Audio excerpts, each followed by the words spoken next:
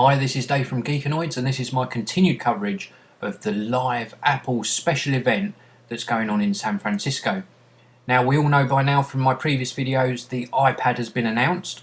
Now, in this video, I can update you with some even more information. There's going to be another app on the iPad called the iBook Store. It's much like the App Store. The icon that you tap will take you into a bookstore where you can select books to purchase. No fine details yet on pricing, but from some of the screenshots you're looking at $7.99 up to about $15. Then Phil Schiller has taken to the stage with a surprise announcement actually for the iPad, and that is the iWork suite of applications. That's Numbers, Keynote and Pages, all available for the iPad. And when you're working in something like Pages, you can get access to your iPhoto content to place within your documents, so it's all looking very swish indeed. Now Steve Jobs has taken back to the stage and he's announced that the iPad will synchronise with your Mac as the iPhone and iPod Touch does, so it's going to be connected via USB to do the synchronisation. But he's also announced that there are going to be two versions. Every iPad is going to have Wi-Fi, but there are going to be some versions of the iPad that have Wi-Fi and 3G connectivity.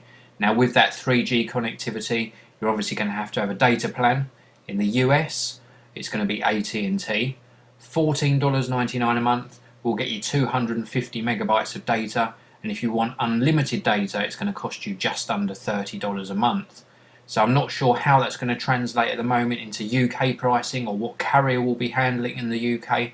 My guess is it'll probably be O2, but I'll bring you that news in a future video update. Also worth noting that the iPad uses the new GSM micro SIM, so obviously some sort of embedded SIM card perhaps that isn't removable from the device. But again, once more news about this filters through, I will bring you further updates.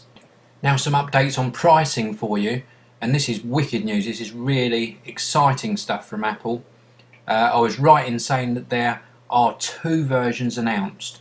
So you can buy a version of the iPad just with Wi-Fi. You can get one with 16 gigabytes of solid state or flash memory type storage inside for $499. 32 gigabyte version is going to cost you $599, and a 64 gigabyte version is going to cost you $699. Now if you want to add 3G into the equation, so you've got an iPad with both Wi-Fi and 3G, it's going to cost you $629 for the 16 gigabyte version, $729 for the 32 gigabyte version, and $829 for the 64 gigabyte version. Now remember, if you've got 3G, then you want to have that data plan in place, either the unlimited or the lower rate 250 megabytes of data allowance, which is going to cost you either $14.99 or $29.99 a month with AT&T. Worth noting though, if you take out that data plan, you're paying for the device up front, so you're not being subsidised in any way, so you can cancel that data plan with AT&T at any time. There's no contractual agreement to them. I'm just hoping that this translates over into a similar deal for UK customers.